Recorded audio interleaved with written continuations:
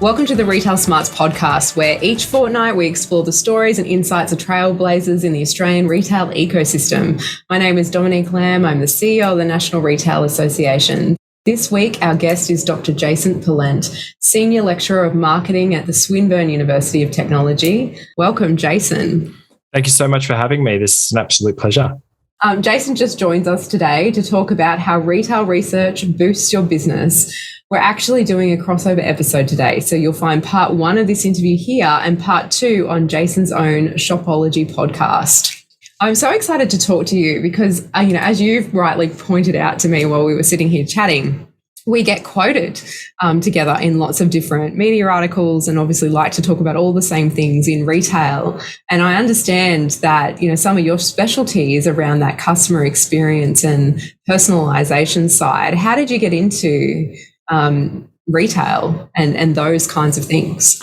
Yeah, so talking of being quoted together, actually, you were in one of my first ever TV appearances, which was a pre-record, and it was me and then you, and I was like, oh my God, I'm on with the CEO of the National Retail Association. I've made it.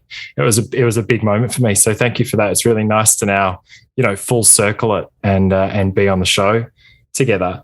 Retail for me is something like a lot of people. I think I worked in retail growing up, and obviously like to shop, but as an academic, it's a question I get often because something for us is like we have so much autonomy. We can research anything we want, really. Like I'm a marketing lecturer, but that can mean so many different things. So people at conferences often say, why retail? Why not services? Why not B2B? Why not strategy, CEOs, whatever? And I think for me, like coming from a psychology background, I've always been really interested in what makes people tick. What drives our behavior, why we do what we do. And I think when you apply that to retail, it's just such a fascinating area for consumer psychology, consumer behavior. And it's something that, we all live, we all are consumers, even if we don't all work for retailers. So researching, why did I buy that shirt over that other one when this one's twice the price? Or why did I get sucked in for that special buy that I didn't really need? I think is a fascinating space for research. So I'm glad I fell into it, and I think I'm here to stay. It is an incredibly fascinating space, especially when you look at all the triggers that I think our retailers cleverly use to get you involved. And I always talk about how, when you go to Las Vegas, each of the casinos has their own scent. And in fact, they scent them because it's the best trigger for memory. And you're likely to stay in the casino for longer. That, triggers all of those, pleasant things in your memory. Tell me a bit about some of the retailers and some of the things that they do to kind of convince us to buy that shirt over that other shirt, amongst other things. Yeah, I love that. That's always a good one, talking about the smell. The one I also like to talk about is, is putting milk at the back end of your supermarket, because we know people run in and need milk, but it forces them to walk through and see things and sort of have those moments of discovery or delight. The other one I like to talk about is, putting the more expensive items up on the top left of a shelf. We think about, if you're in a bottle shop and you're off to get a new whiskey or a gin or something, putting those expensive ones up on the top left, because, in a lot of Western cultures, that's the way that we read. We read from the top left down to the bottom right. And that then frames your reference. If I look up and see a $300 30-year-old Scotch, then the $150 one that's, down the middle doesn't seem so bad. Whereas if I start with some of the cheapies, it seems quite expensive. So I think that those kind of psychological effects that we don't necessarily think of as consumers, but once we then talk about them, we're like, yes, that's so true. I see that, I know that one is what really gets me excited about retail and retail research, I guess. It is an incredibly fascinating space, not only from kind of the employer perspective and from the consumer perspective, and also obviously from the employee perspective, because now I think we see more of our retailers moving towards that, almost personalization of employment as well, because they want their shop assistants to look and feel very much like their brand, and they want them to reflect their values and all of those kinds of things. And we've seen that real rise in consumer activism as well. How big a part do you think that plays, in our consumers' choices for what we shop and buy? Yeah, I think it's really massive. It's actually a great point you brought up about employees, shop floor staff.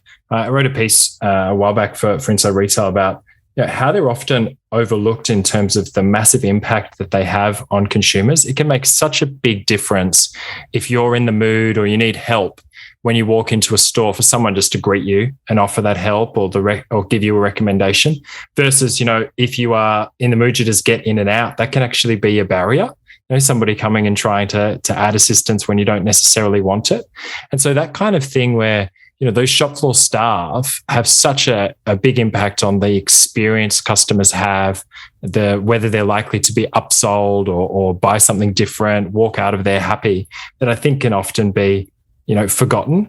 Not forgotten, but I guess undervalued by a lot of some of the big brands and retailers, because it can be such a cost for those wages. But the research definitely supports that having good staff that are engaged, well-trained, and really love the brand and become brand advocates can have such a massive positive impact on customers and customer experience as well. So it's a really good point.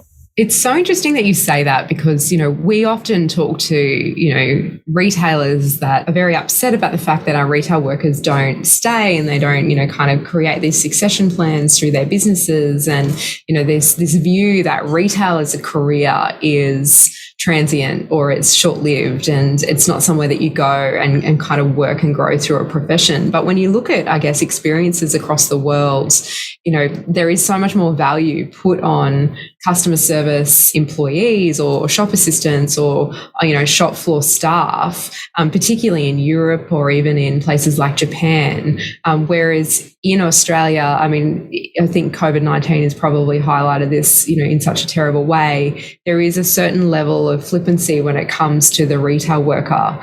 We see them have really high levels of customer abuse and there's lots of customer violence and things happening at the moment. And we've seen, the SDA, which is the union in our space, produced a report that says 85% of their members say that, retail workers are abused on a daily basis.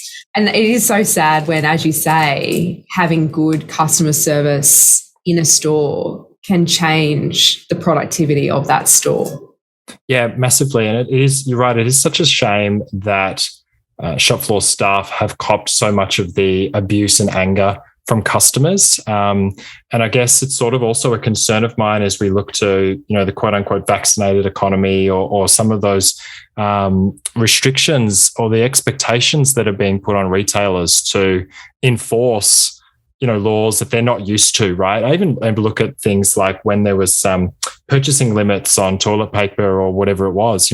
Look, retail staff in the whole are not trained to, fight customers to stop them from bulk buying toilet paper. It's not really a thing that a lot of staff signed up for when they went to work in retail. And now we're asking them to do a whole lot more for, not just their retailers, but for the safety of other shoppers and society. It's a really big ask.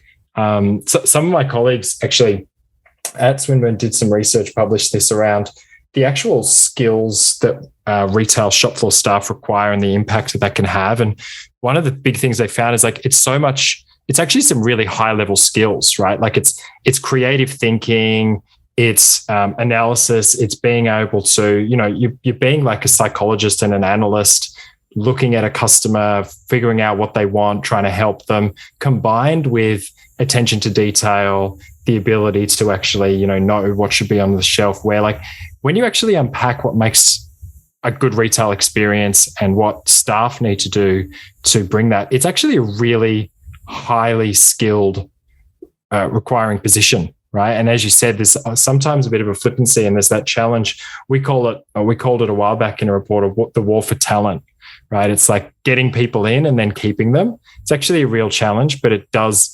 make for successful retailers. The retailers that do well tend to have staff who love working there and want to keep working there.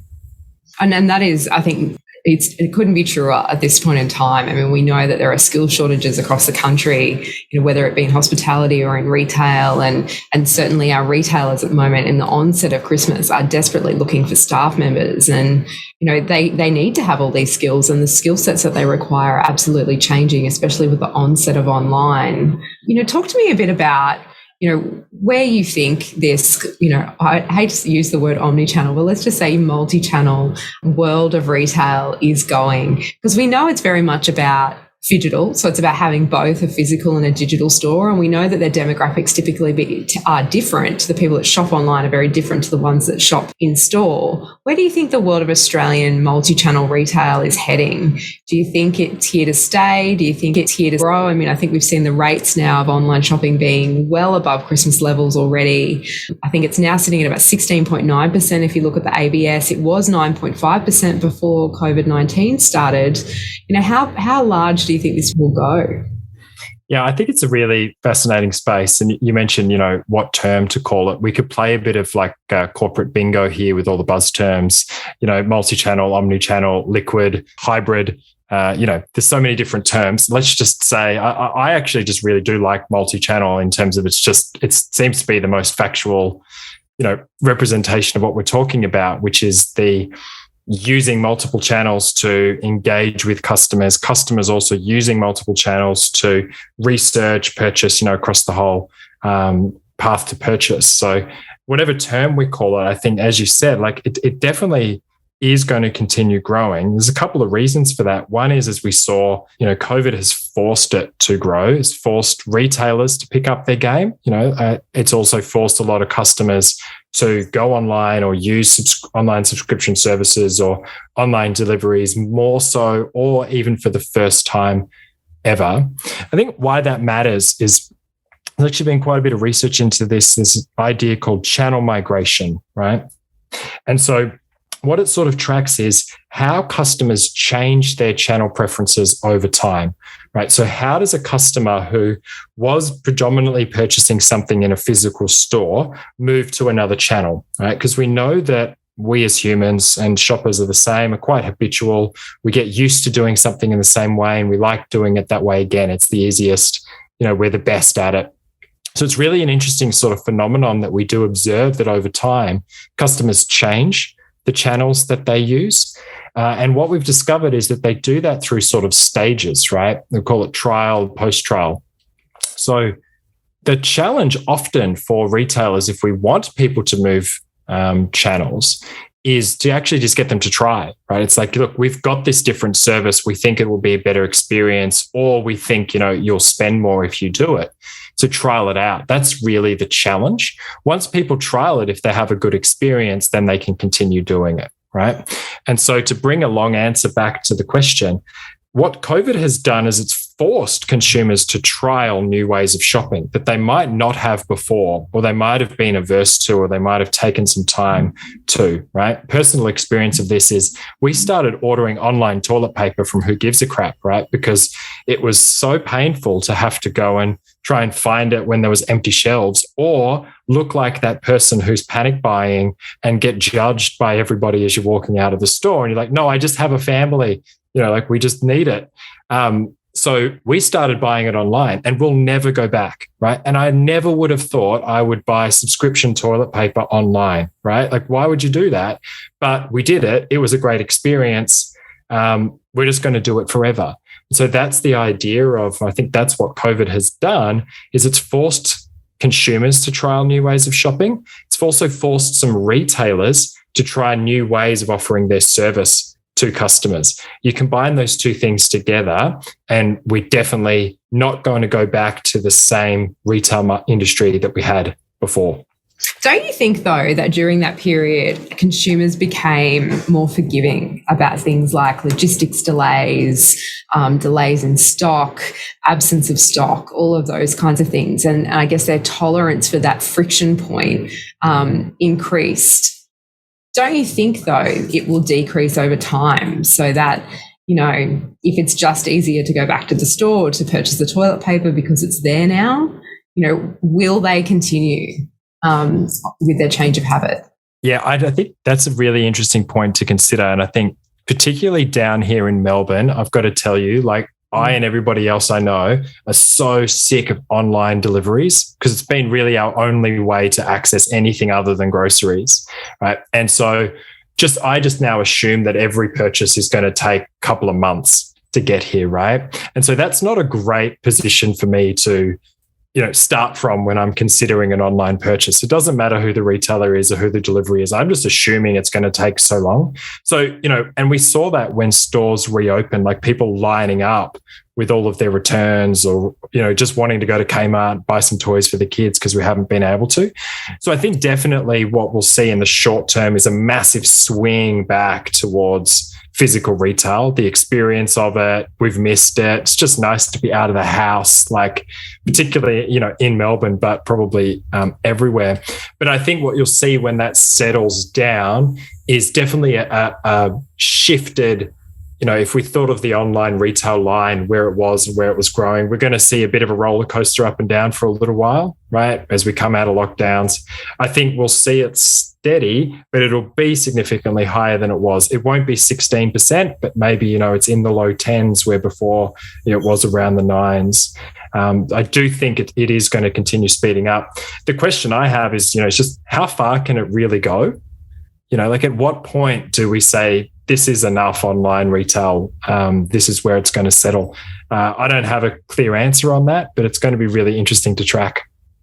Look, I couldn't agree more. I think that we're obviously watching it with great interest because, for many of our members, it is certainly a new revenue stream. They have pivoted very quickly. And that question about how large can it go? And it's funny because when Amazon came out, this is something that we debated.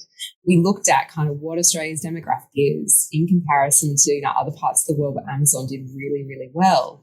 And it was kind of decided that, our experience should be something similar to that of Canada and France. However, Australians are very, very unique shoppers. And, I'm sure you've seen this in some of your research around personalisation and how much that matters. We're definitely early adopters of technology, but there is also a conservative nature of the Australian shopper that is particularly suspicious. How does personalisation and privacy play out? Yeah, this is a really interesting one. This is something that I've been spending a bit of time on recently in terms of researching, and it plays out really in quite a paradoxical way, actually, right? So we call it the personalization privacy paradox. And without wanting to get too technical and make this into a lecture, but the idea, right, is that in general, we prefer things that are personalized, right? I would rather have something that's more meaningful to me, more in line with my interests than just a mass-produced something. And that goes for products, that goes for communications, ads, just in general. We prefer things that are more relevant, personalized to us, right? At the same time, we prefer to protect our privacy wherever we can. And as you said, like as Australians, we tend to be, we like our neighbors, we like our friends, but, we're sort of relatively private people, right? And so that's, in a way, a real paradox because particularly from a retailer, from a brand, to get personalization, right, I have to give up some level of privacy, right? So the retailer has to know something about me, my interests, my past purchases, my demographic factors at the very basic level to actually give me some kind of personalization, right? So there's an inherent trade-off there between how willing am I to give up my privacy to receive that personalization, right?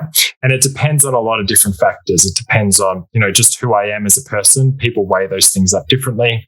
It depends on the retailer, right? So I might be more willing to give up my information to a retailer I'm really invested in, or is a brand that I love or that I spend a lot of time with. It depends on how that brand or retailer uses my data and if they communicate that to me, right? So as a good example of this, we tend to be pretty happy with giving our data to things like Spotify and Netflix because their recommendation systems are really good, right? Versus a lot of retailers, I would argue, you give them all this data and I can't really see what they've done with it. They don't seem to give me anything better than just, hey, you're a man in the 30s, here's some chinos. So it's such a fascinating space of how that sort of paradox plays out and how those trade-offs play out. The key message for retailers, right, is that we can't just assume everybody loves more personalization, right? And in fact, sometimes by really getting into super personal stuff and giving recommendations that are based on, detailed information of customers, we're actually turning them away. They find that really creepy and can be turned off by that if, they weren't up for that in the first place. So long answer to a very sort of detailed, fascinating, I think, topic. Oh, incredibly fascinating. And I know even, from my own experiences as a consumer, there are certain people or certain brands that I'm, quite happy for them to know everything about me. And then there are others that I am naturally more suspicious of as well. So, I think it is a really, really fascinating topic. What trends do you foresee happening in the future for our retailers? Obviously, there's no JobKeeper in the market. We're about to go into Christmas. We know that, we can't most of the time domestically travel into some states. International borders are set to open. We know that Australians have been kind of squirreling away money. They're not spending it on travel. What do you think early next year is going to look like for our retailers? Because, for us, Christmas is a tough time. Like, if you don't do well at Christmas, we see lots of national closures. Do you think that that's what we can anticipate this Christmas? Yeah, I think the challenge that we've had with Christmas, and I think this is something that I've seen from a lot of your advocacy work and the messages you've been putting out, is that like every week and every day really matters, right? Mm-hmm. And so if we think about my context here in Melbourne, like we're in November already and like stores have just opened, right? And so I went and walked around Chadstone because that's where I live.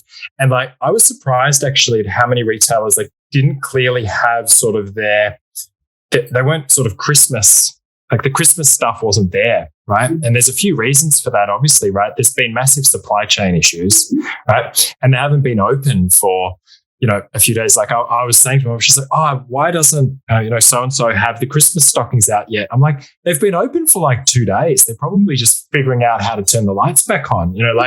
It's been such a massive challenge. And I think why that actually really matters even more so now is we've seen over the last few years, if we look at the retail trade data, the Christmas period actually moving earlier and earlier in the year, right? So where, Australians are getting caught up and retailers as well in some of the, the big American online sales, your Black Fridays. We've had Click Frenzy for a while. I think that's sort of really pushing forward, but they're all like in that October, November sort of space, right? And so for a retailer, particularly in the physical space, like if you're not already pushing things, you might miss that opportunity where consumers have bought their presents or whatever it might be online at those big sales in advance. That's a big concern I have for Christmas. It's a very real concern because we know that, even if you look at Click Frenzy's figures, I think at one point they had something like 170% increase on that particular day, and it is going from strength to strength. And we're seeing Singles Day arrive now, and definitely Black Friday is huge. Even for us, one of our board members has said, that board meeting falls on Black Friday, I will be going into store to help my staff because that's how busy we are. It is now an expectation that those big sales will arrive before Christmas. And it really is changing the nature of that Christmas sales period. And of course, lockdowns are, absolutely played mayhem, when it comes to that earlier and earlier push towards Christmas. And as you say, for many retailers, they're still trying to get stock out that they've had stuck in storage for months at a time because of how long they've been in lockdown, unfortunately, for 2021. So I think it will be really, really telling as to where we're headed once we get through this kind of festive season. It's been wonderful talking to you today, Jason, and I feel like I could talk to you for hours, but my time is up with you. And of course, we'll move into part 2. So if anyone has, obviously enjoyed listening to us chat today, there is certainly more to come on Shopology. So I would direct you all to head that way and certainly listen to Jason's podcast. But thank you so much for listening to us. And just a reminder to all our listeners to like and rate and review this podcast. We don't pay for any advertising, and so we rely on your word of mouth. That's it for this fortnight. So we'll see you again soon.